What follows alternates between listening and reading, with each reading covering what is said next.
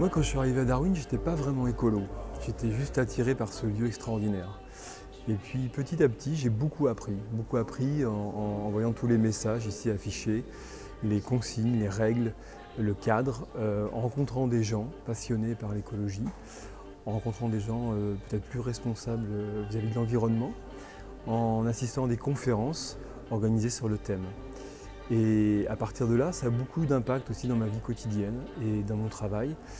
Au quotidien, je me suis mis à consommer une énergie propre avec Enercop et puis à utiliser encore plus les transports en commun, à rouler à vélo. Voilà, je me suis vraiment débarrassé de la voiture et j'ai le sentiment aujourd'hui d'être un peu plus responsable. Darwin, c'est un lieu pédagogique qui pousse au changement par petites touches. Il y a des bacs de tri tous les 3 mètres, tout le monde prend progressivement l'habitude de venir en vélo, on arrête d'utiliser les ascenseurs, il y a un potager partagé et puis surtout on rencontre des entrepreneurs qui sont engagés. Et ça fait du bien de se retrouver au sein d'une communauté qui partage les mêmes valeurs de la transition. Individuellement, ça donne vraiment d'aller plus loin dans le changement de ses habitudes au quotidien. Donc ça, c'est quelque chose de très positif pour moi. Et c'est vrai que voilà, moi ça fait 2 ans que je suis installée au coworking et j'ai l'impression d'avoir énormément changé.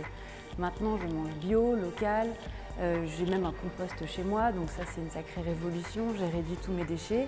Et puis j'ai changé aussi de fournisseur d'électricité, j'ai changé de banque. Voilà, c'est plein de petits changements qui font qu'au final on peut avoir un gros changement de société. Et puis après, côté professionnel, ça m'a aussi permis d'évoluer énormément. C'est devenu une évidence pour moi maintenant d'écrire sur toutes ces thématiques, sur la transition et sur toutes les initiatives qui fonctionnent. Voilà, Darwin, c'est un lieu qui porte ses utilisateurs, c'est vraiment un lieu très inspirant.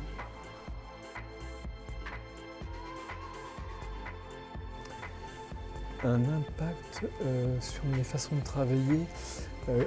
Dans la transition écologique, je me rends compte qu'il y a le mot transition qui est finalement le mot le plus important. Pour moi, la transition, c'est changer de façon de faire. Donc ça peut être au niveau personnel, dans sa vie personnelle, mais au niveau professionnel, pour moi, ici dans mon lieu de travail, ça a été de travailler davantage en circuit court, donc avec mon environnement immédiat, dans mon espace de coworking. Donc c'est ça, c'est travailler aussi sur des missions en étant plus responsable par rapport au transport, par rapport à un tas de facteurs écologiques. Et puis enfin, ça a été peut-être réapprendre à travailler ou apprendre à travailler d'une autre façon, en mode plus collaboratif, donc avec à nouveau les personnes de mon environnement et en étant soucieux du bien-être aussi, de travailler dans des bonnes conditions et notamment ici, on s'est mis à faire de la méditation, de la mindfulness sur notre lieu de travail, entre midi et 2 par exemple. Voilà.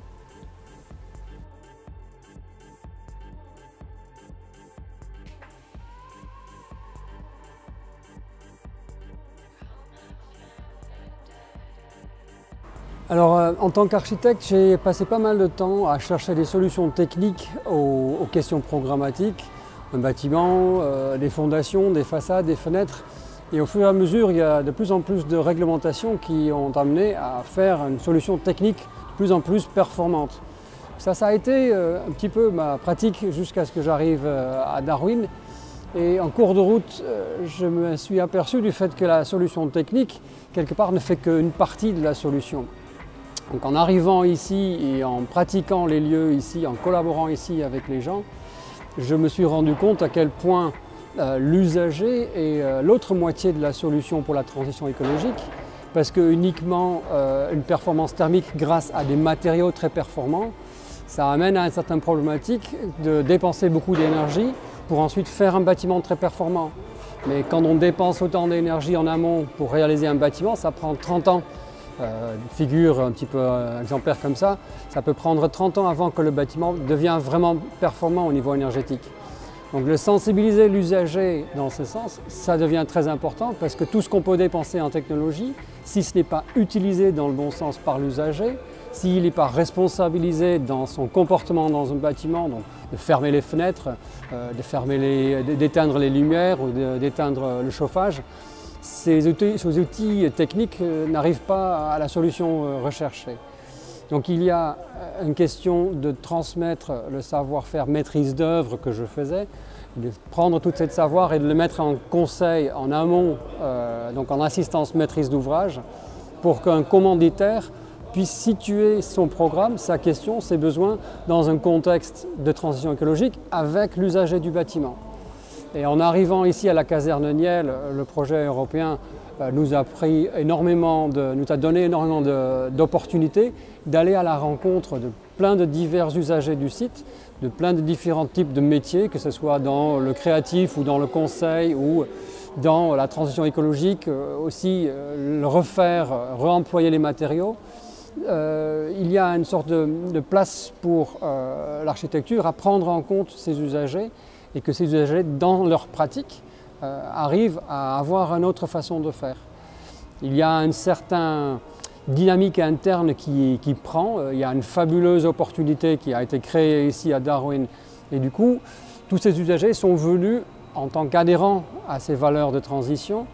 Et une fois qu'ils sont ensemble, c'est en collaboration qu'ils arrivent à créer une masse critique qui fait que la pratique locale est différente et qu'une fois qu'elles se comprennent entre elles de façon locale sur le site, ça crée un rayonnement à l'extérieur. C'est quelque chose que je raconte quand je peux recevoir des gens qui viennent visiter, de passer par une culture et une conviction commune, d'avoir des gens qui sont fédérés par ces valeurs, de passer par les ressources dont ils disposent, que ce soit matériel ou immatériel. Ils réincarnent un lieu, ils réutilisent un encart vide. C'est une opportunité territoriale pour vraiment agir différemment. Ne pas afficher des autres valeurs, mais juste de faire différemment. Et une fois qu'en interne ça affiche, ça peut rayonner vers l'extérieur. Donc ça crée une attractivité par une pratique transitionnelle.